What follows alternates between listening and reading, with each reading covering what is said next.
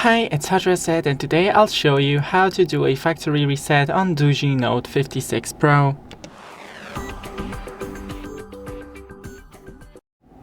First, go into the settings,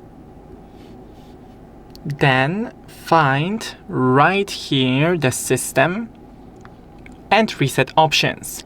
Remember firstly that you probably want to have a backup, so the video of how to do a backup is on our channel. Then erase all data.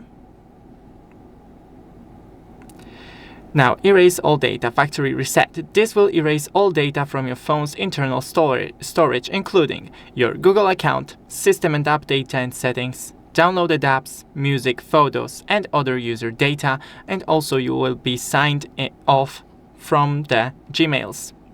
Now just hit erase all data. Thanks for watching, don't forget to leave a like and see you in the next one.